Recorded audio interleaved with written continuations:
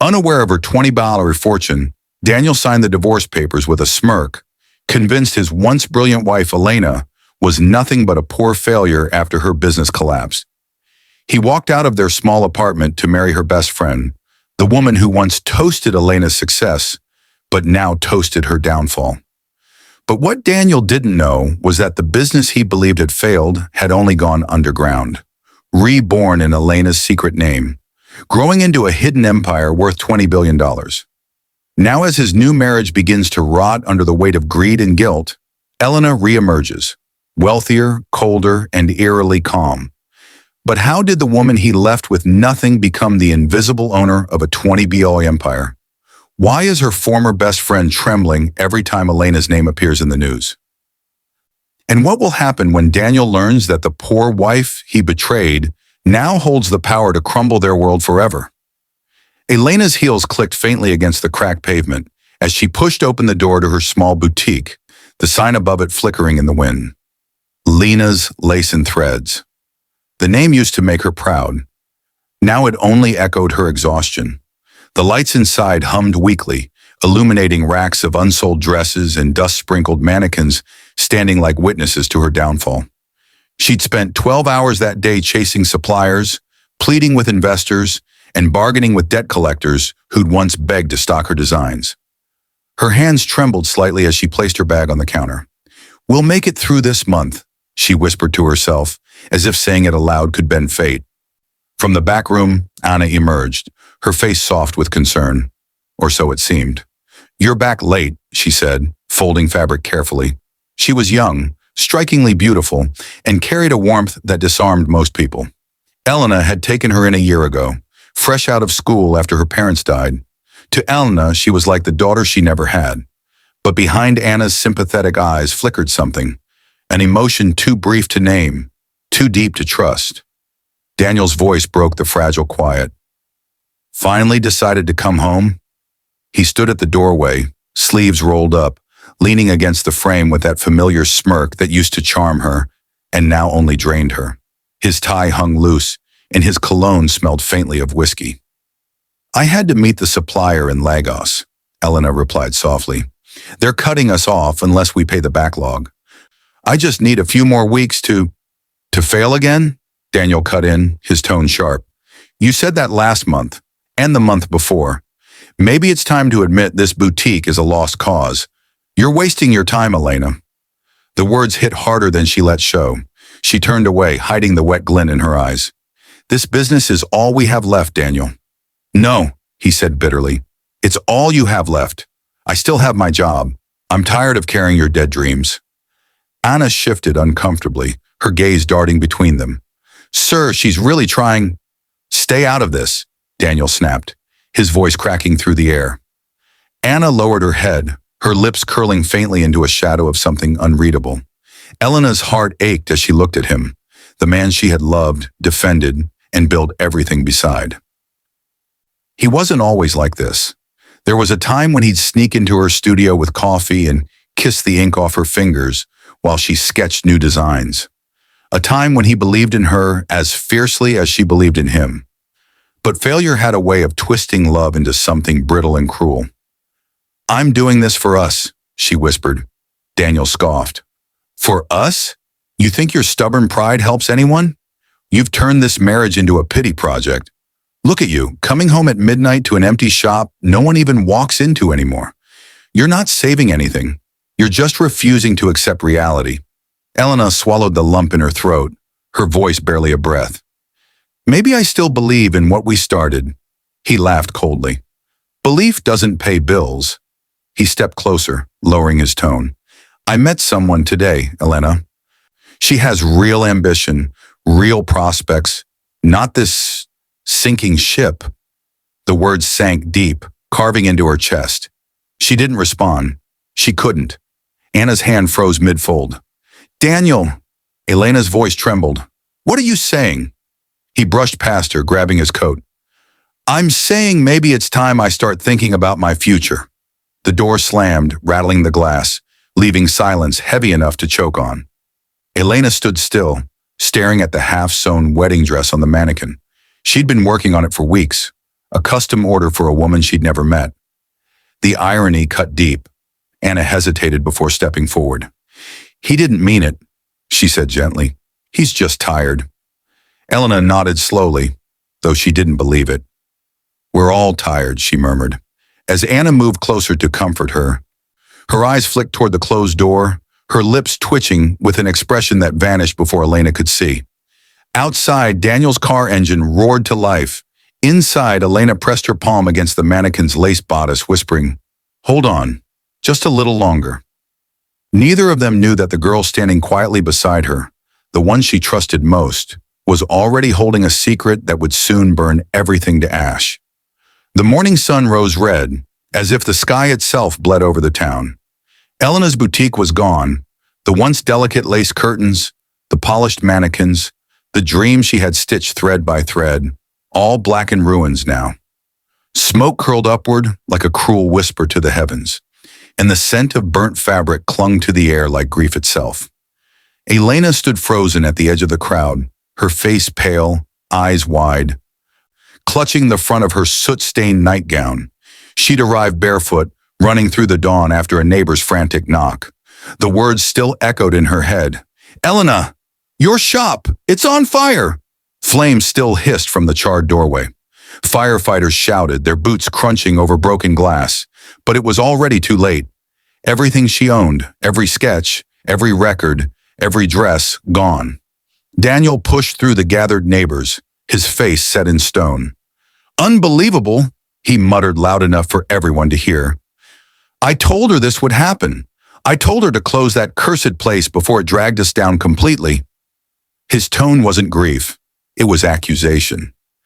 Elena turned to him slowly, her eyes brimming with disbelief. "Daniel, it was an accident." "An accident?" He laughed harshly. "Or another one of your careless mistakes? You left the iron on again, didn't you? How many times have I warned you?" "I didn't."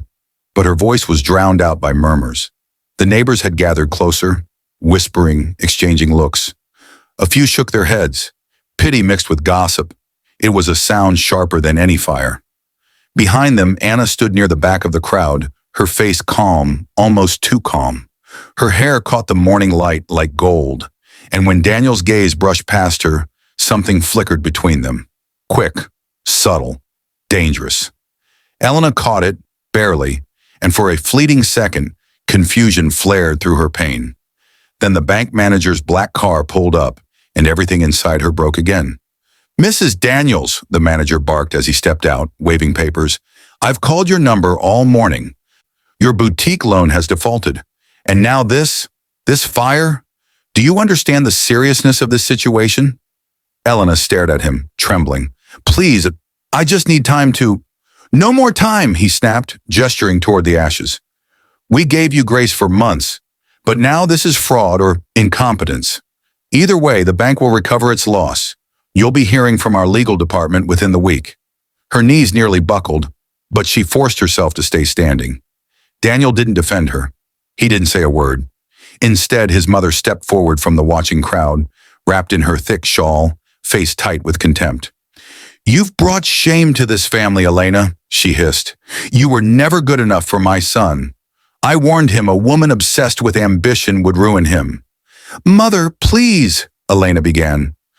But the older woman cut her off with a raised hand. "You've burned our name, our peace, and our savings. I raised my son better than to end up with a woman who can't even protect her own roof." A murmur of agreement rolled through the bystanders. Elena's throat tightened as tears blurred her vision. She looked toward Daniel, her last hope for mercy, but he looked away, jaw clenched, pretending to care about the smoke instead of her. In that moment, she realized something inside him had already left. Anna stepped forward, placing a hand gently on Daniel's arm. "Maybe we should take her home," she said softly, her voice trembling with rehearsed sympathy. "She's had enough." Elena blinked at the gesture, confused but grateful. "Thank you, Anna," she whispered, but Daniel's reply made her chest go hollow. "You're right, Anna," he said quietly, eyes not meeting his wife's. "Let's get her home." The way he said her name, not Mrs. Daniels, not Anna from the shop, but Anna with warmth, with familiarity, was enough to send an invisible crack through the air. Elena heard it like thunder in her bones. As Daniel guided her away, she turned one last time to look at the ruins. A wisp of fabric drifted in the air, charred but still recognizable. The hem of the half-sewn wedding dress she'd been making. The fire had twisted it into something grotesque. The lace blackened like mourning veils. And just beyond the smoke, half hidden, she saw Anna watching her, face blank and still. Only her eyes betrayed the truth. Cold, focused, and utterly detached. Later that night, Elena sat on the edge of their bed in silence, while Daniel paced the room. "We're finished," he said, throwing his hands up. "You've destroyed everything. Do you even understand what you've done to us?" Elena looked at him through swollen eyes. "I didn't cause the fire, Daniel. I locked everything before leaving. Ask Anna. She was the last one there." He stopped pacing. "Anna?" She said she stayed behind to check the inventory before going home. Maybe she saw something. "Don't you dare accuse her," Daniel snapped, cutting her off so fast it silenced the room. His tone was different, defensive, protective. Elena froze, her heart sinking. "I wasn't accusing her," she whispered. "I just thought..." "Enough, Elena. You've done enough thinking." He grabbed his jacket and left again. The door closed behind him, and the house fell quiet except for the ticking of the clock. Elena pressed her hand against her chest, feeling her pulse tremble beneath her skin. For the first time since the fire, she realized she wasn't mourning the boutique anymore. She was mourning the man who had once stood beside her dreams and now stood beside someone else. Outside, unseen through the thin curtain, Anna stood by the streetlight, her phone glowing faintly in her palm as she texted someone. A message that would change everything. "Anna, he's on his way. She's breaking." The screen dimmed, leaving only the night and the faint sound of a woman's sob echoing through the window. The house had grown quieter over the weeks, but it wasn't peace. It was absence. Daniel's laughter no longer filled the hallways. His shoes no longer stood by the door. He still came home some nights, though Elena no longer asked where he had been. She could smell the truth in his cologne, an unfamiliar perfume with hints of honey and deceit. She spent her mornings sitting by the window, sketching patterns on old paper, pretending to design again. The boutique's ashes were gone, but in her heart, its ruins still smoked. Some nights when Daniel stumbled in past midnight, she would reach out to him gently, her voice barely a whisper. "We can start again, Daniel. I could rebuild. I just need a chance." He would grunt, not even meeting her eyes. "Start what again, Elena? You had your chance. You burned it down." But she never fought back. There was something tragic about the way she loved him, like a dying flame refusing to admit the dark. One evening, she made his favorite dinner. Roasted fish with herbs, mashed potatoes with a drizzle of lemon. How he liked it when things were simpler, before everything turned sour. She set the table carefully, added a single candle, and waited. The food grew cold. Midnight came and went.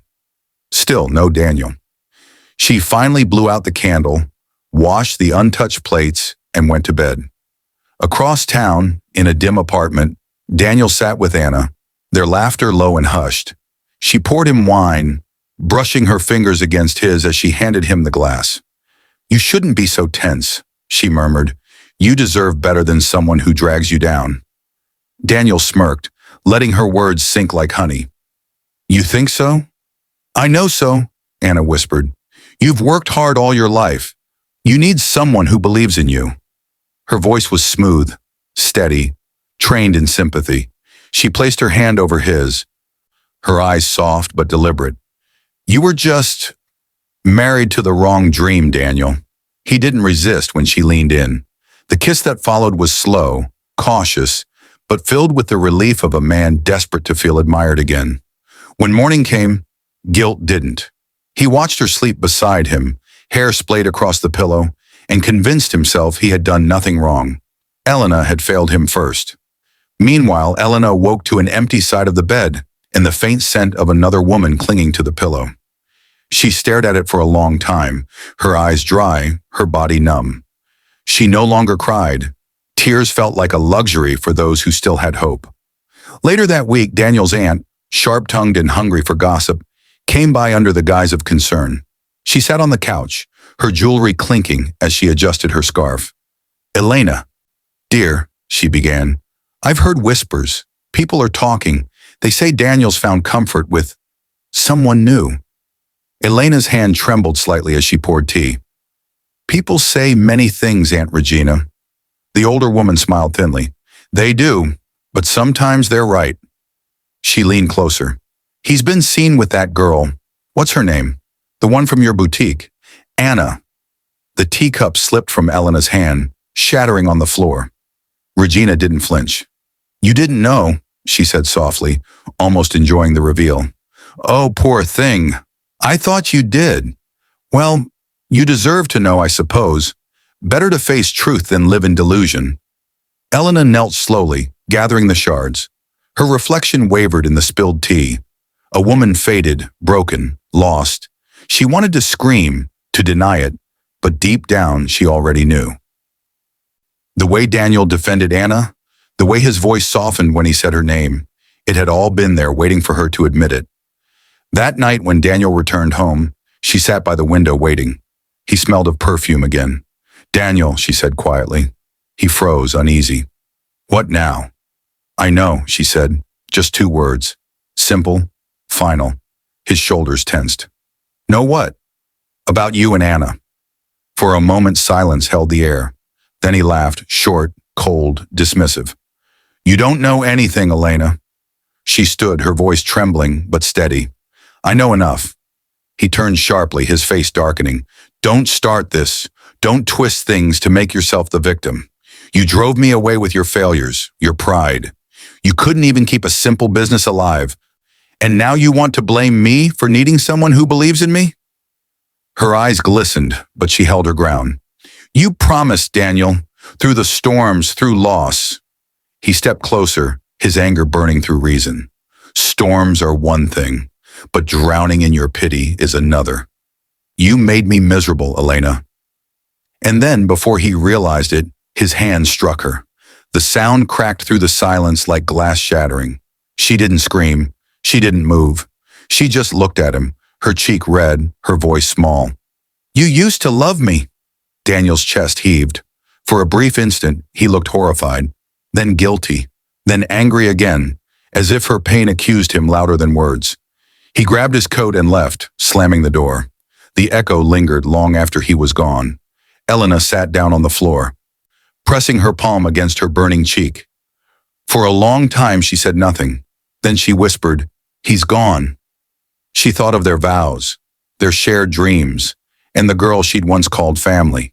She had given them both her trust, her kindness, her world, and they had taken it, set it aflame, and left her in the ashes. But what no one knew, what even Elena didn't yet understand, was that beneath her despair, something small had begun to stir. A seed, quiet, patient, waiting for its time to bloom. Outside, the wind carried laughter from the distance. Daniel and Anna's, faint but cruel. It swept through the window, brushing past Elena's hair like a whisper of mockery. She looked up at the sky, her eyes hollow but glinting faintly with something new. "One day," she murmured, voice trembling but certain, "you'll see what you've broken." And in that fragile whisper, destiny shifted, unseen, unstoppable, and already in motion. The courthouse smelled of dust and polished wood, the kind of place where justice was supposed to live, though today it felt more like a theater built for cruelty. Elena sat quietly on the long wooden bench, her hands clasped tightly in her lap, the skin on her fingers pale and tense. Across the aisle, Daniel leaned back in his chair, adjusting his tie, looking not like a man ending a marriage, but like one attending a business deal. Anna sat beside him. Her dress was simple, pale blue, soft against her skin, her hair pulled into a neat bun. She didn't look at Elena. Not once. The murmur of voices filled the room. Neighbors, distant relatives, curious townspeople, all drawn by the spectacle. The once celebrated designer, Elena Daniels, whose boutique had been the pride of the district, now stood on trial not for crime, but for failure. And Daniel, the charming husband who once praised her ambition, now prepared to bury it publicly. The judge cleared his throat. Mr. Daniels, your petition states you seek dissolution of marriage on grounds of financial irresponsibility and emotional neglect. Is that correct? Yes, Your Honor, Daniel said smoothly. My wife has changed. She lost sight of what matters, our home, our stability. Her obsession with that boutique drained everything I worked for, and when it burned, she burned us with it. Elena's eyes lifted, disbelief shadowing her face. That's not true, she whispered. Daniel continued, voice steady, practiced. She was reckless, Your Honor. She took loans without telling me, made promises she couldn't keep. I tried to help, but she refused to listen. I can't build a life on ashes. A few people nodded from the benches. The judge scribbled something on his pad. Do you wish to respond, Mrs. Daniels? Elena rose slowly, her knees trembling. Your Honor, she began softly, I may have failed in business, but I never failed my husband. I loved him, supported him through everything. I didn't hide anything. I just believed we could rise again. Her voice cracked slightly, but she kept going. I didn't give up, even when everyone else did. Daniel's lawyer interrupted, feigning sympathy. Your Honor, my client respects his wife's passion, but this is about reality, not emotion. The marriage is no longer sustainable. The judge nodded curtly. Very well. Elena sat down again, her eyes fixed on the table. The pen in her hand shook as she signed the papers that ended 10 years of her life. Daniel didn't hesitate. His signature was clean, quick, final. Then, as if he couldn't resist twisting the knife, he turned to the crowd and cleared his throat. There's something else, he said. Something that should be clear to everyone before rumors twist it.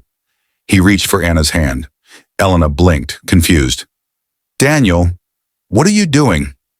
He smiled, cold, confident, cruel. I won't live a lie anymore. Anna has been my friend through everything. She stood by me when no one else did. She understands what partnership truly means. A murmur rippled through the courtroom, sharp and electric. Anna looked down, feigning modesty, but her fingers intertwined with his. The symbolism wasn't lost on anyone. Elena froze. For a second, she couldn't breathe. The air around her seemed to thin, the sounds of whispers distant and distorted. Every eye turned toward her, the betrayed wife, the humiliated woman, the failure.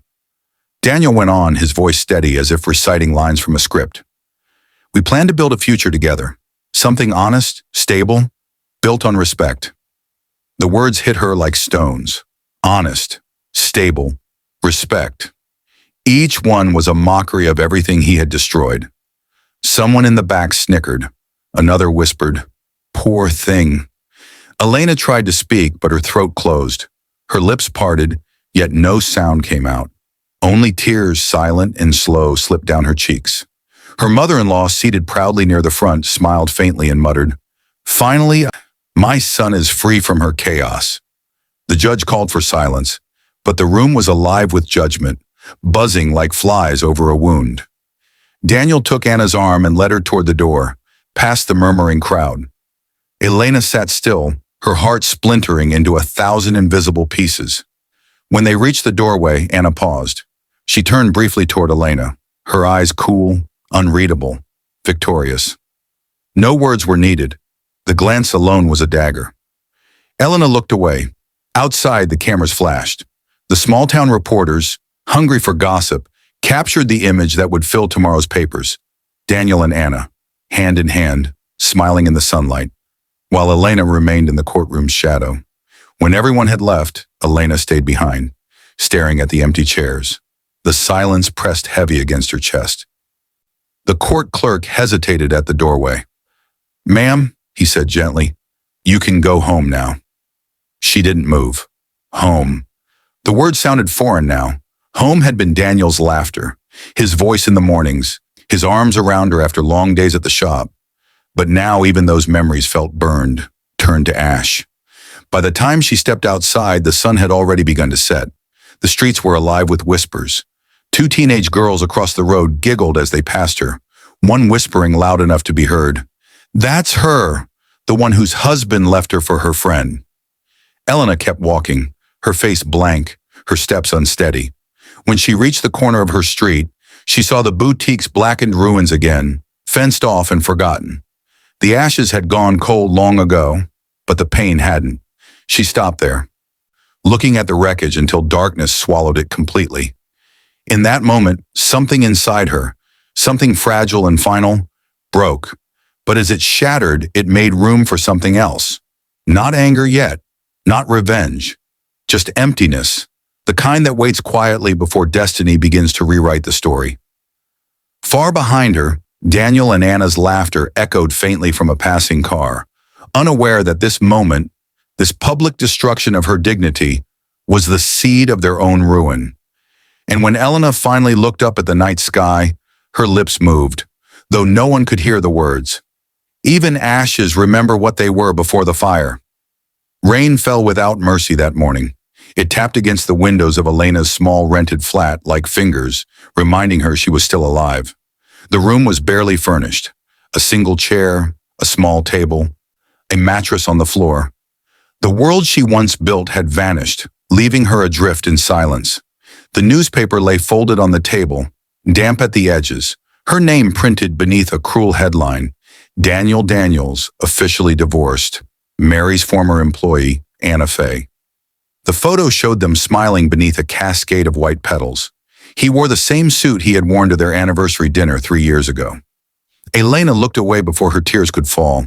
She had no more strength to weep. The clock ticked endlessly in the background, a hollow rhythm to her empty days.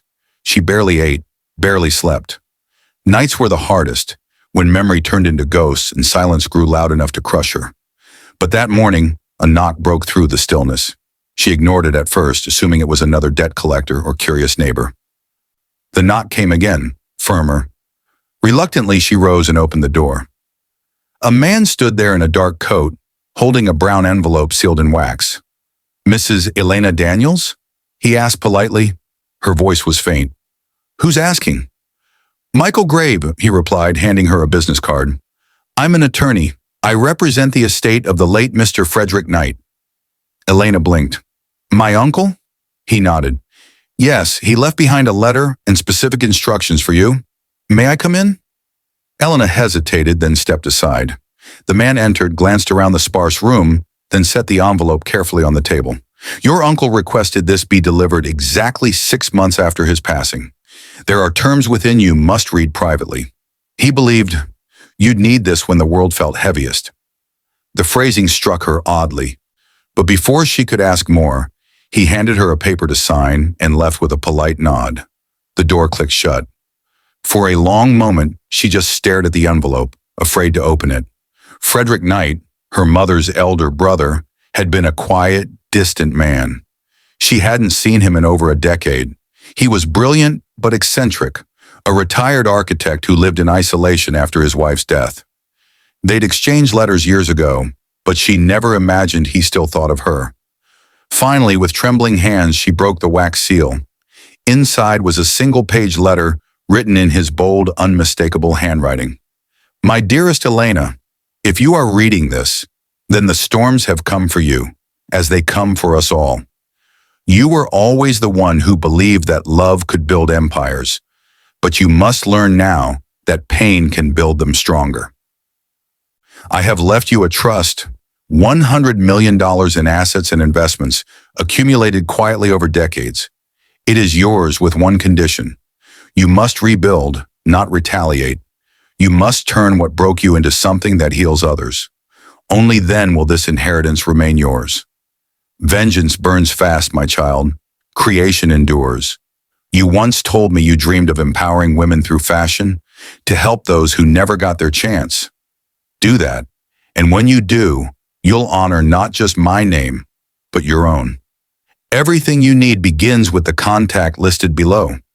Trust him as you once trusted yourself. With love and faith, Frederick Knight." The paper shook in her hands. For a moment, she thought it must be a cruel mistake. Her uncle, the man who rarely spoke, who lived like a shadow, had left her a fortune? Her heart pounded. The figure, $100 million, felt impossible, unreal. She sank into the chair, the letter trembling against her chest. For the first time in months, she whispered a prayer. Not of despair, but of gratitude. The second page contained a name and a number. James Knight, her uncle's godson and estate executor. She called immediately, her voice shaking. He answered on the first ring. Elena, I've been expecting your call. You knew, she asked, incredulous. Your uncle planned this for years, James said gently. He believed in you. He used to say, Elena sees beauty even in broken things. He wanted to make sure the world saw that too. Her throat tightened. I don't know if I can. I'm not that person anymore. You will be, he said simply. He didn't choose you because you're perfect. He chose you because you've been tested. They spoke for hours. James explained the trust, the conditions, the investments under her uncle's foundation. Everything was legitimate. It was real. Her entire life could change if she chose to rise. That night she sat by the window, reading the letter again by candlelight. Rain shimmered against the glass like liquid silver. For the first time, her tears weren't born of pain. They were something else, something like awakening. Her mind drifted back to Daniel's face in court, to Anna's cold eyes, to the laughter that had haunted her nights. A small voice inside whispered of revenge, sweet and burning. But her uncle's words pressed gently against her heart. Rebuild, not retaliate. She realized that the greatest punishment for those who broke her would not be destruction. It would be her rising beyond their reach. The next morning she rose early. She tied her hair back, put on the cleanest dress she owned, and stood before the mirror. Her reflection was thinner, older, marked by suffering, but her eyes looked alive again. She called James and said the words that would begin her second life. Tell me where to start. By evening, she had a new bank account, a signed inheritance certificate, and a plan, a small one, fragile but real. She would build again, quietly, carefully, not for revenge, not for Daniel, for the girl she used to be, the one who believed in creation. As she blew out the candle, the city lights flickered faintly through her window. She didn't know it yet, but in that small, forgotten room, the foundation of $1 billion empire had just been reborn. And far away in the Daniels household, Anna stared at her reflection in the mirror, noticing for the first time the way Daniel's gaze had started to fade when he looked at her, the same way it had faded from Elena.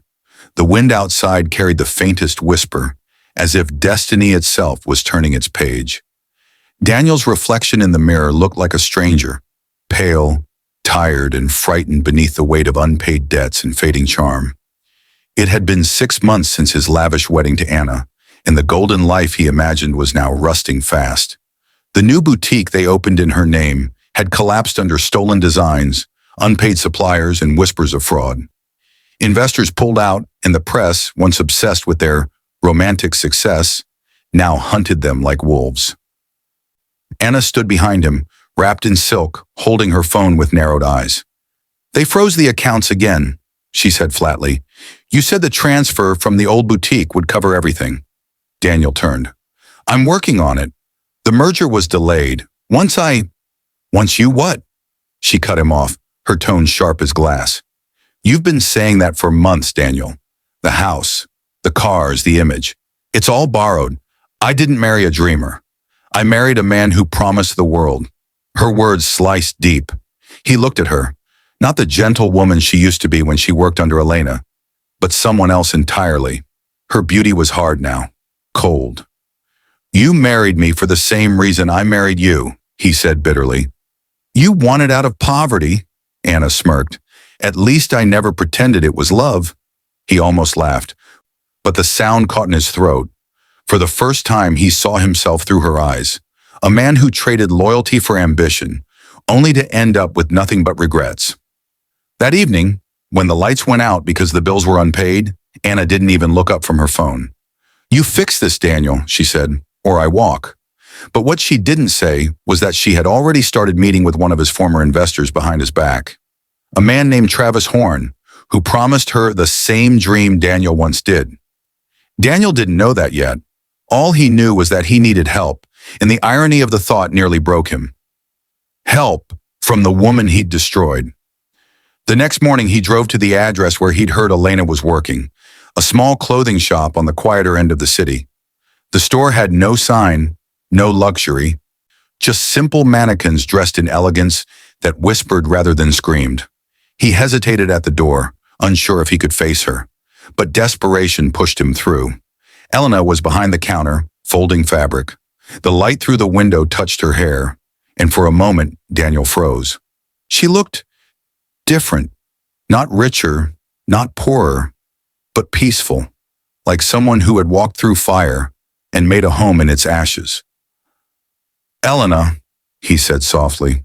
She turned, her expression unreadable. "Daniel." Silence stretched between them, thick with ghosts. He swallowed hard. "I came to apologize for everything." Her hands didn't tremble, didn't flinch. She placed the fabric aside carefully. "Apologies don't fix what was broken, Daniel. They just acknowledge that you broke it." He looked at her, eyes filled with exhaustion. "You don't understand. I've lost everything. The bank seized my accounts. The investors pulled out. Anna's. She's not the person I thought she was. I thought, maybe, you could lend me something, just for a while, until I rebuild." A long pause. Then she smiled, not cruelly, but with the quiet sadness of someone who had outgrown their pain. "You once told me," she said, "that love doesn't feed ambition. You were right. But ambition doesn't feed the soul either." He stepped closer, desperate. "Elena, please. I know I hurt you, but we were good once. You remember that, don't you? Before everything fell apart?" She studied him for a long moment. "Yes," she said softly. "I remember the man who believed in me when no one else did. But I also remember the man who watched me burn." He looked away, ashamed. "You said you lost everything," she continued. "But maybe this is what you needed to find out what truly matters." He clenched his fists. "That's easy for you to say. You have nothing to lose." She almost laughed at the irony, but held it in. He didn't know. He couldn't know. The letter, the fortune, the quiet rebirth that had already begun. It was her secret, her shield. "Elena," he whispered, voice breaking, "help me. I'll make it right this time." Her eyes softened briefly, then turned resolute. "You can't rebuild what was never real, Daniel." She walked past him to the door, opened it, and gestured toward the street. "Go home. Before you lose the last piece of yourself you still recognize." For a moment he didn't move.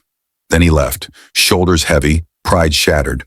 When the door closed behind him, Elena stood still, her hand pressed against her heart. She wasn't cold, she was human, and a part of her still mourned the man she once loved. But she had finally learned that pity and love are not the same thing. Later that night, Anna returned home late, smelling of expensive perfume that wasn't hers. Daniel asked nothing. He already knew. He poured himself a drink, the whiskey burning like truth. In another part of town, Elena sat in her small office, speaking to James over the phone. "He came," she said quietly. James sighed. "And?" "I told him no." "Good," he said. "You're stronger than the past that hurt you." She looked out the window, where the city lights shimmered like scattered dreams. "I don't know if I'm strong," she murmured. "I just know I can't go backward." James's voice was gentle. "You're already moving forward. That's strength enough." As she hung up, she noticed the old photo on her desk, her and Daniel at their first store opening. They were smiling then, full of hope. She picked it up, stared for a moment, then placed it face down. Outside, thunder rolled faintly across the horizon. A storm was coming again, but this time she was not afraid, because storms no longer destroyed her. They revealed who she truly was. And somewhere in the dark, Anna whispered into another man's ear, sealing the betrayal that would finally undo Daniel's last illusion of control. The same storm that once broke Elena was about to break him. The small space on Willow Street smelled of fabric, dust, and beginnings. Elena stood at the doorway, watching sunlight spill through the wide windows onto bolts of cloth stacked like dreams waiting to be shaped. The building was old, walls cracked, floor uneven, but she had chosen it deliberately. It reminded her of herself, worn, scarred, but still standing. 2 months had passed since Daniel's visit. He hadn't returned. The news of his failing marriage and bankruptcy rippled quietly through town, but Elena didn't linger on it. For the first time in years, her life wasn't about surviving someone else's storms. It was about building her own sky. Her cousin James walked in carrying a box of labels marked E.K. Atelier. He grinned. The new designs are trending online already. People are asking who's behind the Hope collection. Elena smiled faintly. Let them wonder. She wasn't ready to reveal that the woman once mocked in tabloids for failure had returned under her own name. Her success would speak before her face did. That was her silent promise. James watched her for a moment.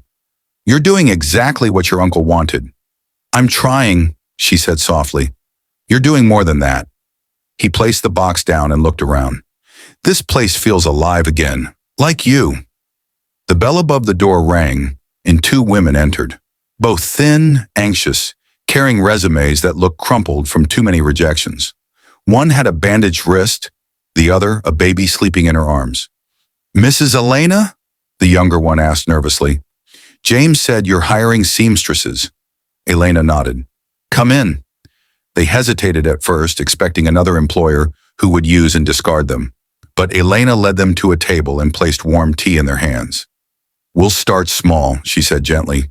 You'll be paid weekly, not monthly. And you'll own a share in every dress you help create. No one here works beneath anyone.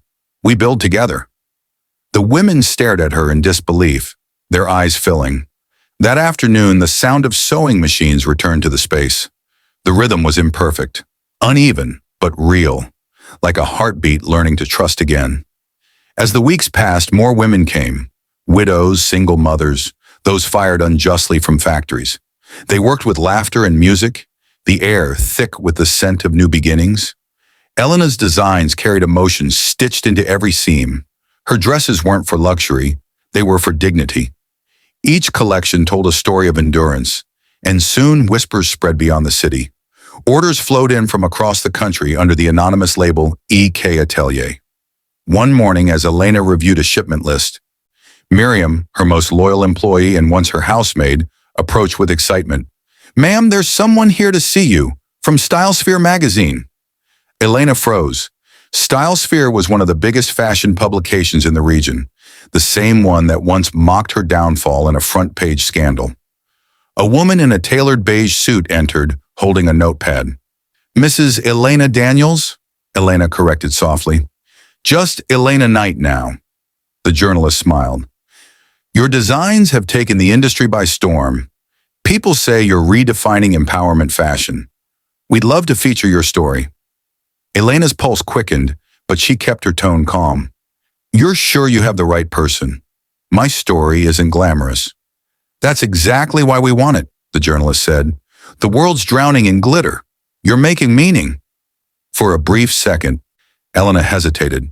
Fame had once destroyed her, but maybe this time it could heal others. All right, she said finally, let's tell it as it is. No fiction, no filters. When the article published 2 weeks later, it spread like wildfire. The headline read, From Ashes to Atelier, the woman who turned betrayal into a movement. The photo showed her surrounded by her workers, smiling, not posed, not polished, but real. Messages poured in, survivors of abusive relationships, women fired unjustly, young designers with broken dreams, all wrote to her, calling her their inspiration. The woman who once couldn't afford a meal was now offering hundreds their livelihood. Her uncle's fortune grew, but Elena never flaunted it. She lived simply, investing every penny into her foundation for women's development. Soon, E.K. Atelier wasn't just a boutique, it was a mission. One evening, as she prepared to leave the workshop, she found a small crowd outside. The same neighbors who once whispered about her failure were now cheering, clapping, calling her name. Elena, we're proud of you. For the first time, she didn't shy away. She waved, tears stinging her eyes. But among the faces, she noticed one figure at a distance, a man in a wrinkled suit, watching silently from the shadows. Daniel. He looked nothing like the man who once humiliated her. His shoulders were slumped, his expression hollow, his wedding ring gone. Their eyes met briefly. He tried to smile, but it faltered. Elena didn't speak. She simply nodded, a quiet acknowledgement of the ghost he'd become. Then she turned away, her workers calling her name, their laughter filling the air. And inside her office later that night, she stood before the framed letter from her uncle. She touched the words again, rebuild, not retaliate. She realized now that she hadn't just rebuilt a business. She'd rebuilt herself, and through that, rebuilt others. Outside, the city skyline glittered. Somewhere beneath it, Daniel drank alone in a cheap bar, while Anna's betrayal grew deeper. Her affair with Travis had become public, and whispers of fraud tied Daniel's name to bankruptcy court. Elena didn't rejoice. She only whispered a prayer for him, a quiet mercy from a heart that no longer needed revenge to feel free. As dawn approached, she wrote the mission statement for her new foundation. To teach every woman that broken doesn't mean defeated, to turn pain into purpose, to turn silence into voice. The ink shimmered faintly under the desk light as she signed it, Elena Knight. And just like that, her name, once buried in humiliation, began to rise. One story, one woman, one stitch at a time. The woman who once lost everything had become the one who helped others find themselves. And destiny, quietly watching, prepared to give her one last moment of grace, the moment when the man who betrayed her would fall at her feet, begging not for wealth, but for forgiveness. The ballroom glittered with gold and glass that night. Cameras flashed, music soared, and the world's most powerful gathered beneath the radiant banner. Global Women Rising Gala, honoring Elena Knight, founder of the Hope Legacy Foundation. Elena stood at the center of the stage in an ivory gown, simple yet commanding. The applause thundered as the host announced her name. She had come a long way from that tiny rented room where rain once tapped against cracked windows. The foundation now sponsored over 5,000 women across 7 countries. Her fashion line funded education and shelters, and her name had become synonymous with rebirth. Yet as she walked to the podium, her heartbeat was strangely calm. Fame no longer excited her. It humbled her. Tonight, she began, her voice steady, is not about me. It's about every woman who was told she was too broken to rebuild. You are not what they left. You are what you become afterward. The crowd erupted in applause, cameras clicking, lights flashing. But amid the brilliance, her gaze caught something unexpected near the back of the hall, a shadow standing by the door. Daniel. He looked thin, older, dressed in a faded suit that once symbolized success. His face carried years of regret carved into every line. He stood among the crowd unnoticed, holding a folded envelope. Elena paused briefly but continued her speech, letting her words flow around the ache that stirred in her chest. After the event, when the hall emptied and the laughter faded, she walked onto the terrace overlooking the city lights below. The wind brushed through her hair, cool and silent. Behind her, slow footsteps approached. Elena, Daniel's voice said softly, broken and hesitant. She turned. For a moment, time folded in on itself. Their first apartment, the laughter before betrayal, the ashes of her boutique, all flashing in silence between them. You came, she said quietly. He nodded, eyes hollow. I almost didn't. I didn't think you'd want to see me. I wasn't expecting to. He gave a small, bitter smile. I heard everything. The awards, the success, the foundation. You've become everything we dreamed of. She looked at him, her tone even. I became everything you said I couldn't. His breath caught. I deserve that. He hesitated, then extended the envelope. This isn't for forgiveness. It's all that's left of the company, what's not already gone. I wanted to give it to you. You built it, even when it burned. Elena didn't take it. I don't need it, Daniel. He swallowed hard. Anna left. She's with Travis now. They ran off with everything. Accounts, designs, investors. I have nothing. She looked out toward the city. Then you finally understand what it means to start from nothing. He nodded, his voice trembling. But how did you do it? How did you survive what I did to you? Elena turned to face him fully. I stopped surviving, she said softly. I started rebuilding. Silence hung between them, filled only by the hum of distant music. He stepped closer. tears in his eyes. Elena, I'm not asking for your love. I know that's gone. But can you forgive me? Not for me. For you. I just can't carry it anymore. Her eyes glistened. She had imagined this moment countless times, but now that it was here, vengeance held no flavor, only peace. She walked closer until they were an arm's length apart. You broke me, Daniel. You took everything I was and left me to drown. But if I stay angry, I stay yours. And I'm not yours anymore. He blinked, tears spilling freely. I forgive you, she said finally, but that doesn't mean we start again. Forgiveness isn't a bridge. It's a release. He bowed his head, shoulders shaking. Thank you, he whispered. The doors behind them opened, and a few journalists accidentally caught sight of Daniel. Cameras clicked. Curious murmurs rippled. Elena! Who is he? One shouted. She turned toward them, calm as dawn. Once, she said, her voice carrying across the terrace. He was part of my story, but tonight my story belongs to every woman who refused to stay broken. The crowd erupted with applause. Daniel lowered his gaze, shame and gratitude blending in his eyes. He backed away slowly, disappearing into the dark. Elena stood alone under the soft city glow, her heart steady. Later that night, she returned to her office, the one filled with laughter and sketches, where young designers worked tirelessly. On her desk lay a card from Miriam. You turned pain into power. Thank you for teaching us we could too. She smiled and sat down, opening her journal. Her uncle's letter was framed on the wall above her, its words like a benediction. Rebuild, not retaliate. Creation endures, she wrote beneath it, and forgiveness sets creation free. Outside, the streets buzzed with life. Billboards bore her foundation's emblem, an open hand rising from broken glass. To many, she was a legend, but to herself, she was simply a woman who refused to be buried. As she looked through the window, she saw the reflection of her younger self, the one who wept beside burnt ashes, clutching the ruins of a dream. That girl smiled at her now, proud. Elena whispered, "We made it." The city lights shimmered brighter, as if bowing to her rebirth. And somewhere far away, Daniel walked alone beneath the rain, the same rain that once fell the night he left her. But this time, it didn't drown her. It cleansed him. Elena turned off the lamp, her heart calm. She had lost everything once. Love, dignity, dreams.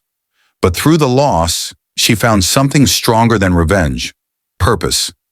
And as the world moved beneath her window, she knew that her story, once written in betrayal, would now be remembered in hope.